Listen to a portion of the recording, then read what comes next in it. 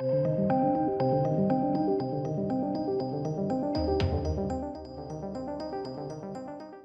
welcome ladies and gents. We're here to talk about Evangeline Lilly attending an anti-mandate protest. I know, quite a strange topic for me to cover, but I find it to be fascinating because the media's portrayal of this is actually accurate. And I think it's a taste of things to come. I think we're going to start getting a lot more of this now because there is a pushback, a shunt forward from this sort of driven agenda. And what I mean by that is, in the UK, for instance, we've had quite a lot of anti-mandate protests, and they've all been just tarnished with the same brush of anti-vax. And yet I see this article on the Hollywood Reporter about Evangeline Lilly attending an anti-mandate protest, and I'm like, they're going to label her an anti-vaxxer? And I go in there and I'm like, what? This is incredibly detailed and actually accurate and just quotes her, and there's no slander? What's going on? So I find it to be incredible. Now, a few things to get straight off the bat. Let's find some common ground on all of this. This is not meant to be political, so I'm sorry if this comes across political. If it does, let me know down below so I can reassess how I deliver this kind of content. But let's find some common ground. I'm sure you want control of your body. I'm sure you believe you should be able to know what you put into it and make that decision based off of the relevant information. Yes? Cool. Perfect. Then you don't believe in mandating things. Mandating things, especially this specifically, is not the right way forward. Also, again, let's find some common ground. Psychologically speaking, there will be a lot of psychologists who will come out and say mandating this, forcing it, legalizing, this sort of avenue of brute force, will agree that that's actually not conducive to uptake, right? We've had incredible success in the UK, like 95% uptake, right?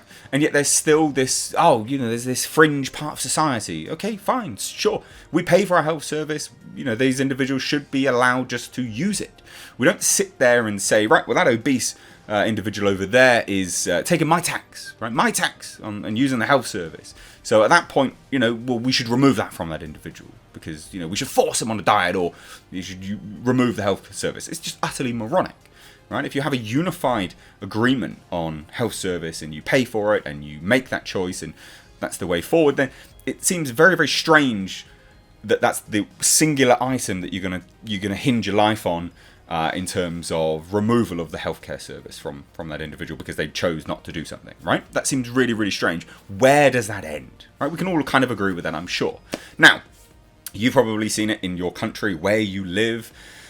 Is that this massive rhetoric, this huge, no, the science, this, we're going to do this, we're going to do this. Well, science is ever changing anyway, right? You can't just say it's one clear, finite thing. It's not black and white, right? It's not.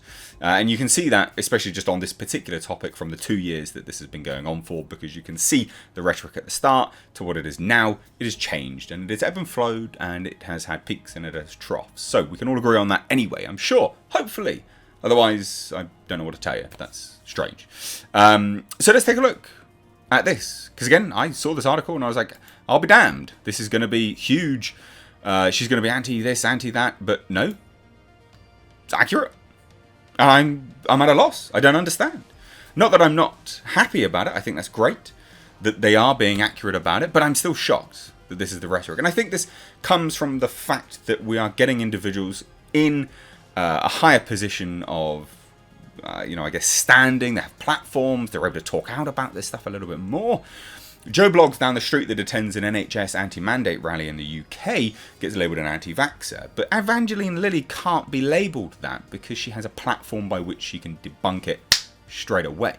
And I think that this is the thing. Like, when we have more individuals like this coming out and saying this kind of rhetoric, hopefully misrepresentation, because we love to talk about misinformation all the time, misrepresentation of these individuals and what they actually are protesting against will come, actually down a little bit, which will be great. Hopefully, that'll be great. Absolutely fantastic. So, like I say, this is an article over on the Hollywood Reporter, and again, I'm incredibly surprised. Not that I'm against, Evangeline Lilly doing this. I'm just surprised that someone in the Marvel family would be doing this, right? So Marvel star Evangeline Lilly protests vax mandates. This is not healthy. And again, you'd sit there and go, wow, I mean, this is pretty accurate. What's going on? Yes, I changed some of the lighting. Apologies, I was looking awfully white. Crazy. And here we have it. So, Marvel and Lost actress Evangeline Lilly is slamming vaccine mandates. The 43-year-old star posted on Instagram that she attended a rally in Washington, D.C. this weekend to support bodily sovereignty. Now, again, that's kind of what I discussed at the start. Again, let's have some common ground. This isn't politics. This isn't left versus right. This is quite simply, do you know all the information? Yes. No. Cool. Can I make a decision on what I put into my own body? Yes. No. Cool. Right? There's plenty of fat people out there that make the choice to be fat. They just sit around and stuff their face all day. Right? There's people that have sex without protection, and they know full well that they could be catching something. You make these decisions every single day, knowing the risks that confront you. But this, no, we're not allowed to. Even though those two examples I've given you cause huge sums of death and a huge toll on healthcare services across the world. Across the world. But anyway, so we have this. So it's a protest against COVID-19 vaccine mandates. It was apparently the same Sunday rally where Speaker, and this is kind of where we start to go a little bit downhill. You know, this is the same rally, and this is where she starts to get guilt by association. But let's remove that, because this is a statement of fact, I guess. They say that Robert F. Kennedy Jr. made headlines by comparing vaccine mandates to the, you know, what happened in the World War II. But Lily said this is not the way. This is not safe, this is not healthy, this is not love. I understand the world is in fear, but I don't believe that answering fear with force will fix our problems. I was pro-choice before COVID, and I'm still pro-choice today. Lily added, I believe nobody should ever be forced to inject their body with anything against their will under threat of violent attack, arrest or detention without trial, loss of employment, homelessness, starvation, loss of education, alienation from loved ones, excommunication from society under any threat whatsoever. Bang on. Good. Of course, like, civilized humans should not be doing any of this. You know, are we civilized or not? I mean, evidently we're not. But you get my point. I'm super shocked. Super shocked. That this was not changed, that she wasn't labelled anything. Now, Lily would write, so back at the start of the pandemic, Lily announced on Instagram she was refusing to social distance, all in the name of a respiratory flu.